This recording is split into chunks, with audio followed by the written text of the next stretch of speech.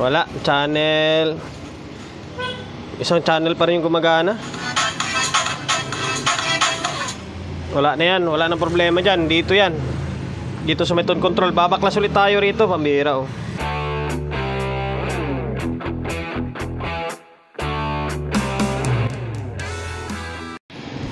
So yun guys, welcome to my vlog.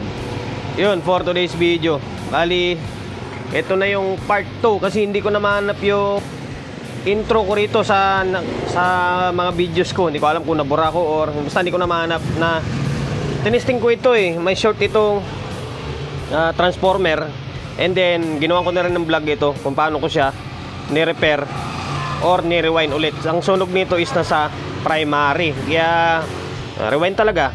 Yun, bali, ayan o, binalik ko na yung wiring. Naka-wiring na siya. Ang problema, yung maliit na voltahe napunta dito. Dapat pala dito siya. Kaya nagdugtong ako ng wire kasi hindi aabot.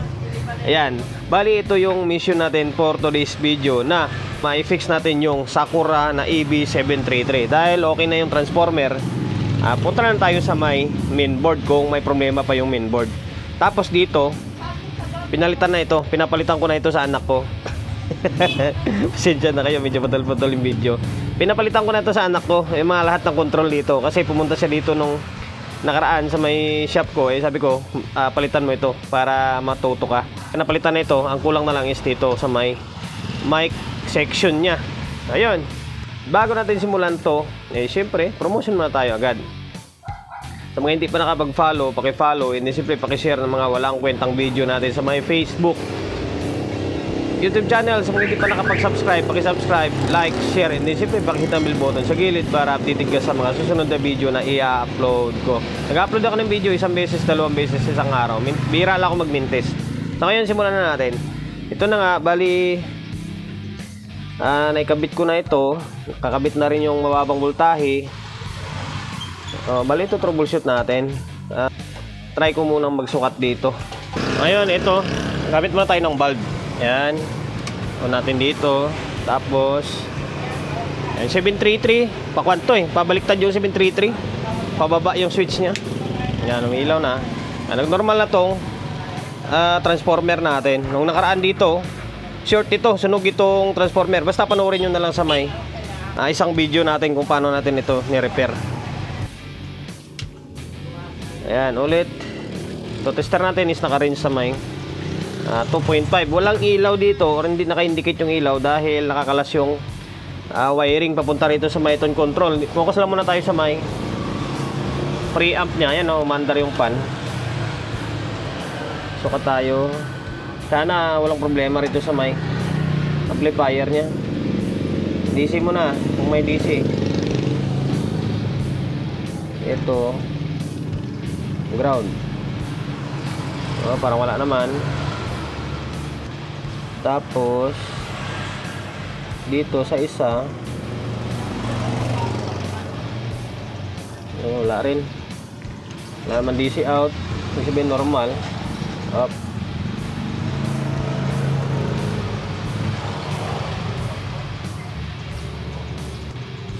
Ayun o, yung bias nyo nasa 0.5. Tapos dito ilang channel, baliktad. Yan, normal naman 0.5. Tignan ko lang yung test prod dito. So yan, normal. Tayo sa may kabila. Ayan, normal. Ibig sabihin, normal yung bias nito. Kung na lang, bali audio test na lang natin. Try natin lagyan ng input kung input and then speaker kung mag-normal. Sana maging normal.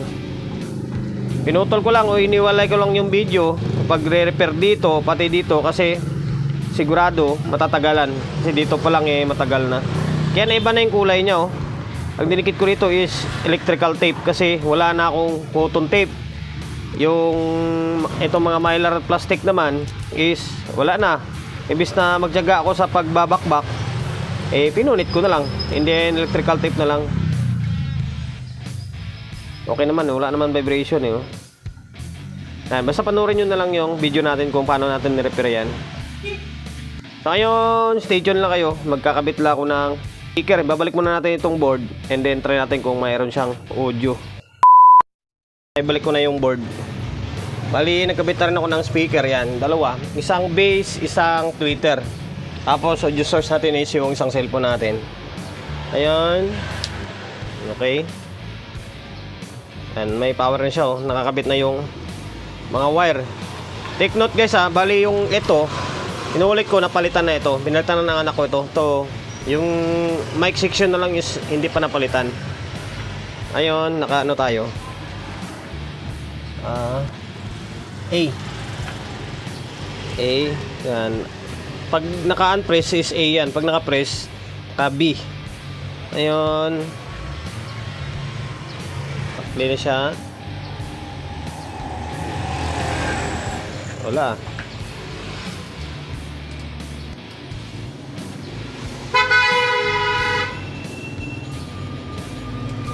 Mahina.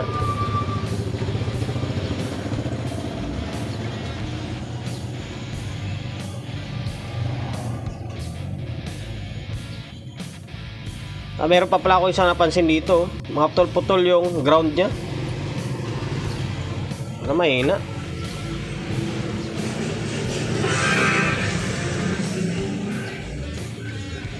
Mahina. Ayun, tanggalin natin ito. Mahina. Tignan mo na yung volume. Ito A. Palabitin natin kung may audio. Kung wala, meron din yung bass. Ba yan? Daming problema nito ah. Ito bass. Ito high.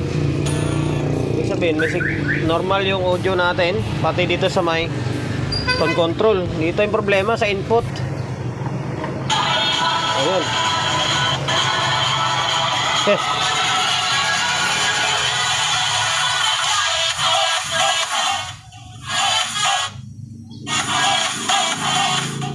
Wala yung kabilang channel. Dito yan. Balik muna tayo sa main board. Inahangin natin itong mga naputol na ground. Hindi ko alam kung sinadya nilang putulin yun o ano. Teka lang ha. So okay guys, bali ito. Hininang ko muna yung mga paa ng RCA socket. RCA input yan. Ito kasi yung channel input A, input B. Ano ito? Tama ba? Oh, ito. Input A, input B, in, out ng effector. Tapos ito yung mga socket nila. Doon sana nadala sa hinang lang. Kasi pag i-tester mo rito, papunta siya rito, meron naman eh. Nakakulang lang sa hinang. Nahinang ko na. Yan, naka-on na. Try natin. A.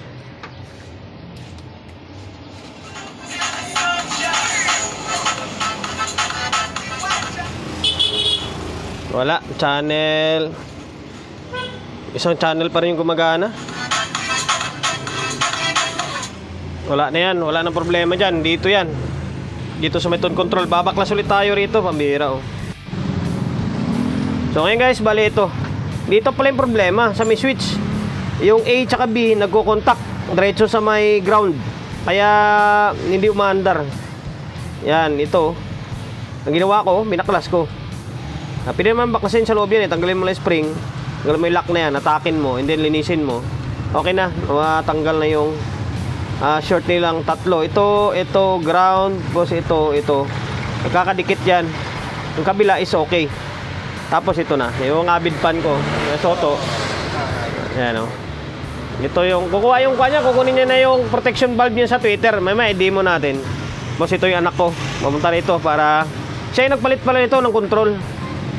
Ayun, ibabalik ko lang. Sana magiging okay na. Para hindi na umaba yung walang kwentang video natin na to. Ang daming problema. Magaling transformer. Dito sa board, wala namang ganong problema eh. Tapos dito ulit oh. Ito pa, papalit pa tayo ng control dito. Stay tuned lang muna kayo. Para yan, ibalik na natin yung board. Yarba natin, sana dun lang sa mga switch. Yan lang, nakapatalastas yung YouTube, oh. Naka-YouTube kasi tayo ngayon. Yan na. Barak ah. Okay na. Base.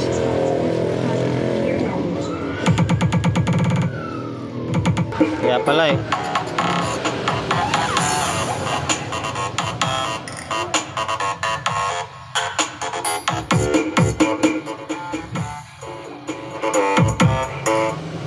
Yan, okay na. Akala ko isang channel lang ulit. Yan, high oh. Hindi pa kasi nakatornilyo to.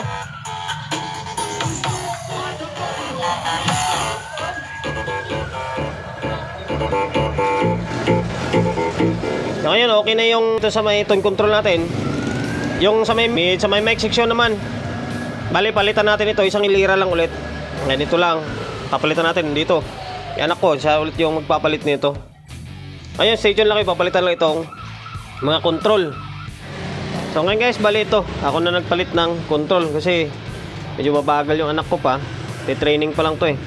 Ayan. Tapos, ang problema, medyo kinakalawang na rin yung mga pyesa. Medyo kinakalawang na rin. Yan, WD-40 lang, binomba ko ng WD-40 para maibsan yung unti-unting pagkain ng kalawang. Yan, dalawa. Bali, ito lang yung, kapag sa mga 733, kadalasan ang ginagawa ko is ito lang. Ginagamit to sa video okay. Sa loob ng video okay ito, eh, isang input na naman gagamitin nito eh. Ito lang. So ngayon, try natin, balik natin, and then observe natin kung mayroon ng andar yung mic niya. Sana umaandar na para makapag-relax naman tayo kasi ang dami natin ginawa rito. Transformer. Ito sa mainboard, medyo hindi tayo pinahirapan. Dito, pinahirapan tayo sa input niya. Tapos itong mic ulit. Naibalik ko na yung board ng mic section. Tinanggal pala lahat ng anak ko to dito. Basta yung pinalitan natin is itong taas lang. Ngayon, audio test natin. Hindi pa rin, nakakabit pa rin naman yung mga speaker natin eh. Tapos audio input natin, itong cellphone natin na isa. Noy, napailit ka? Pabusay ka po isa. Kabilang channel, Twitter, gitna, balance. Tapos yung mic, itong may wagang mic natin nakakabit na. Sound. Wala, ito. Check mic testing. Sound. Yun, pati mic natin is okay na. Okay na ito. Yung pinahirapan lang tayo.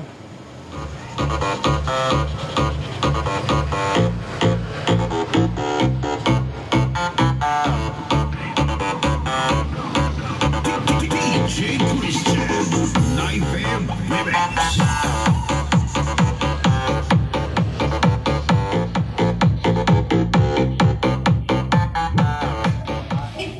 So ayan na guys, hanggang dito na lang yung walang kwentang vlog natin. Medyo ang haba lang ng proseso kasi ang daming sira. Galing dito, transformer, nirewind natin ito, sunog yung primary. Tapos nirepair natin yung dito sa mainboard, wala namang gaano eh, medyo may hinang-hinang lang ng konti. Ito tone control, palit lahat.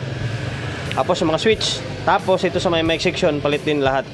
Kaya dami ng control dito. Lugi ka talaga pag mga 733 ang ginagawa mo kasi daming control. Ayun, sir from taga Kwanto eh, taga Kanumay, Valenzuela. Meron pa kasunod to, meron pa akong gagawin na isa, DB audio yata.